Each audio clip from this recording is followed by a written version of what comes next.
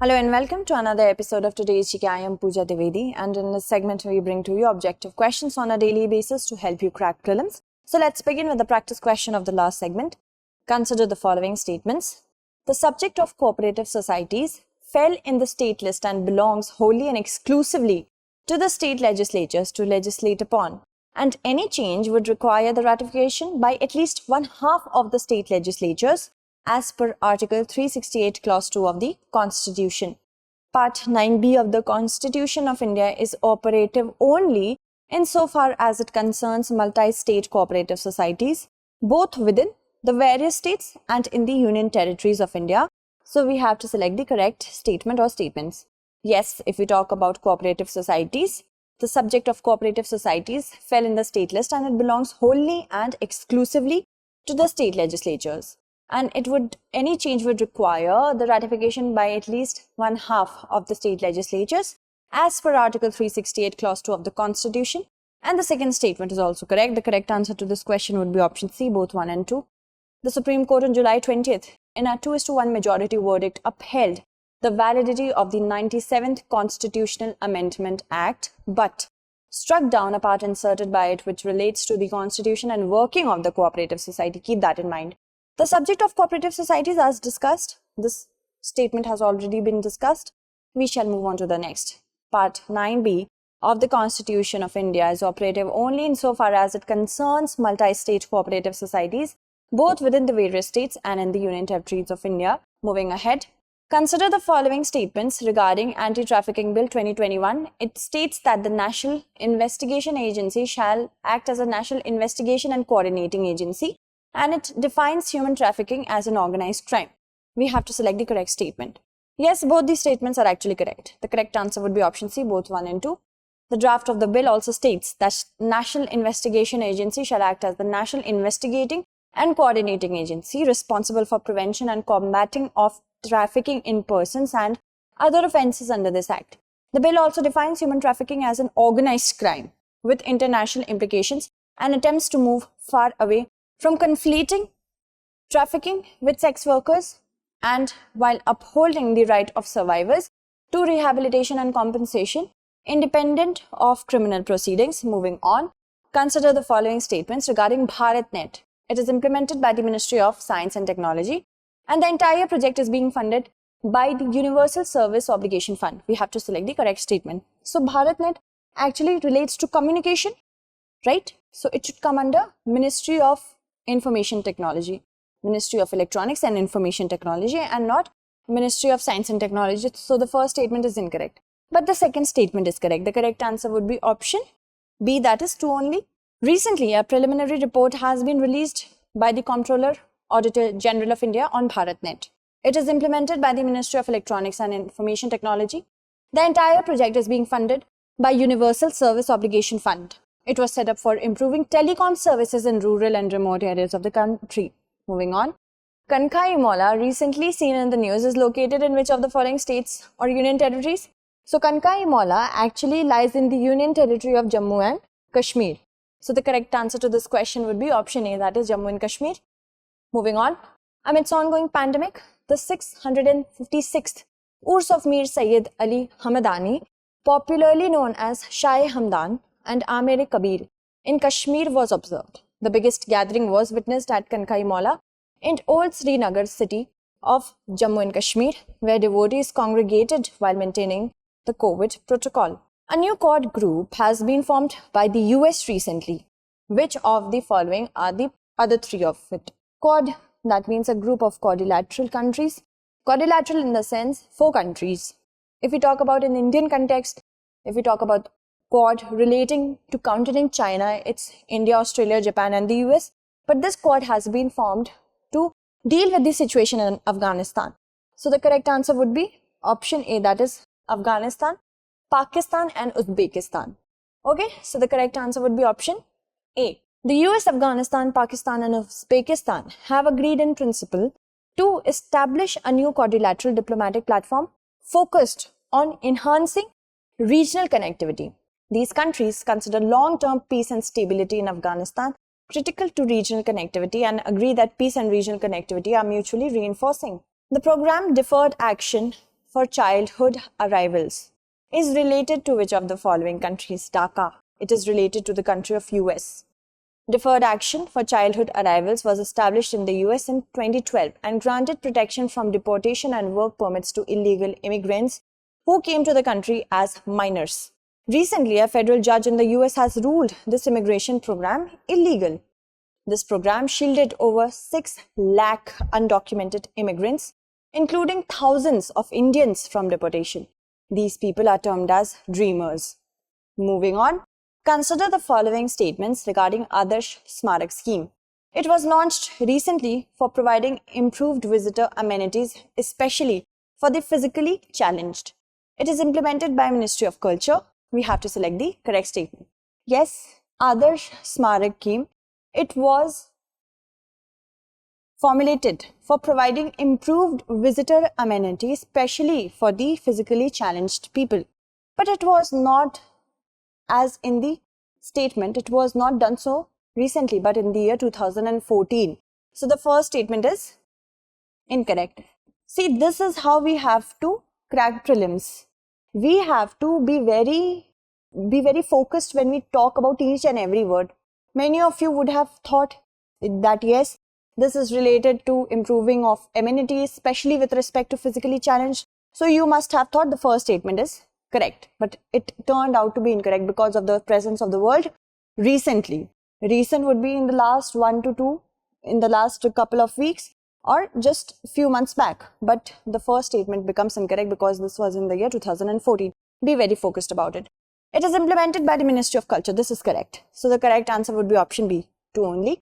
The Adarsh Smarak scheme was launched in 2014 for providing improved visitor amenities, especially for the physically challenged. It is implemented by the Ministry of Culture, and the civic amenities are being augmented at the protected sites under the scheme. Moving ahead, let's talk about the objectives. To make the monument visitor friendly, to provide interpretation and audio-video centers, to make the monument accessible to differently abled people, and to implement Swachh Bharat Abhiyan. Consider the following statements regarding the historic urban landscape approach. It is an integrated approach towards managing heritage resources found within dynamic and evolving environments. HUL acknowledges the interconnections within a city which occur between the built and natural environments, the tangible and intangible values, as well as within the cultural and social practices of a community, and the approach addresses the policy, governance and management concerns involving a variety of stakeholders, including local, national and regional, international, public and private actors in the urban development process. So we have to select the correct statement. So many statements are given. So you must be very careful when we talk about a question with 2 huge statements, because there is always a scope to mess it up. Because this is a question which is showing many statements, you have to be specially very careful with respect to such questions. So yes, it is an integrated approach towards managing heritage resources found within dynamic and evolving environments. This is correct. And yes, HUL acknowledges the interconnections within a city which occur between the built and natural environments. This is also correct.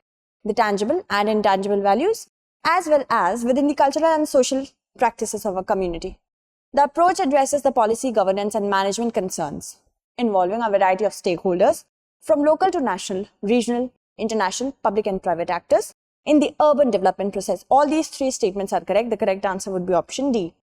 The historic urban landscape approach was adopted in 2011 at UNESCO's General Conference. UNESCO defines HUL approach as an integrated approach. We have discussed this statement, and we have also discussed the second statement as well as the third statement. So we shall keep it moving. Consider the following statements regarding Director of Inquiry. There shall be a Director of Inquiry not below the rank of Joint Secretary to the Government of India. He or she shall be appointed by the central government for conducting preliminary inquiries referred to the Central Vigilance Commission by the Lokpal. So yes, we have to select the correct statement. Both the statements are correct.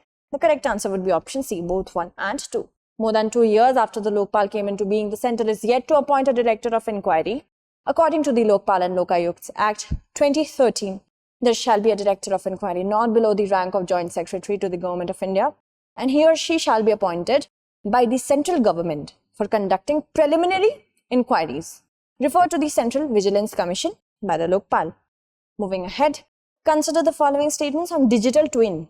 It is a virtual replica of the physical world, its dynamics and processes, which allows us to simulate real-life situations and analyze its impact. It integrates the digital representation of physical assets, like physical system of pipes, pumps, tanks, and does not include historic set of data, such as weather records and real-time dynamic interactions. Here we have to select the correct statement. Yes, digital twin, it relates to the virtual replica of the physical world, its dynamics and processes, which allows us to simulate real-life situation. But the second statement is incorrect. Why? Because it not only integrates the digital representation of the physical assets, but also includes historical data sets, such as weather records and real-time dynamic interaction. Here it is saying this doesn't have the historical set of data. So, this first being correct, the second being incorrect, the correct answer would be option A, one only. Recently, the Association of Geospatial Industries released a report titled Potential of Geospatial Technology for the Water Sector in India. The report mentions opportunities in the water sector that can benefit from the use of geospatial technologies to combat the water crises, like satellite-based remote sensing, GPS-based equipment and sensors, artificial intelligence, big data analytics, Internet of Things, 5G, robotics, and digital twin. We have discussed the first statement, so we shall skip, and the second also. Moving on, consider the following statements on China South Asian Initiative. India, Bhutan, Maldives, and other SAARC countries are a part of this initiative. Combinations of all SAARC member countries led some experts to suggest this was meant to be a minus India initiative. We have to select the correct statement. So, China South Asian Initiative. This is supposed to have a narrative of a world where they minus India, where there is no India. So, not only India is minused away, but India, Bhutan and Maldives are not a part of it, this initiative. And not combination, but the deprivation of this union of India, Maldives and Bhutan is something that we must look at. What is the narrative of China is and how is it involving? None of them are correct. So the correct answer would be option D, neither one nor two. Recently, Bangladesh has invited India to join the China-led South Asian Initiative for COVID-19 vaccines and poverty alleviation. So members are China, Afghanistan, Bangladesh, Nepal, Pakistan and Sri Lanka. India, Bhutan and Maldives are the other SAARC countries that are not a part of this initiative. And given continuing tensions over Chinese PLA aggression at the line of actual control in Ladakh, India's stand is that other bilateral relations cannot move ahead without a resolution of the boundary standoff. Associated issues are that this initiative seems to be China's strategy to contain and undermine India's role in South Asia. This can be reflected in the following arguments. How? Minus India initiative, combination of all SAARC members, countries other than India, Bhutan and Maldives led some experts to suggest that this was meant to be minus India initiative. The China-led bloc could be its plan to create what some call a Northern Himalayan Quad, aimed at countering the US-led Quad, of which India is an active member. Moving ahead, let's look at our practice question. Consider the following statements on World Organization for Animal Health. It is recognized as a reference organization by the World Health Organization and India is a member country. It is headquartered in Paris, France. So we have to select the correct statement. So I hope you'll be answering it correctly in the comment segment. That's it for today. Tomorrow we shall meet again with another segment. Until then, stay updated and thank you so much for watching.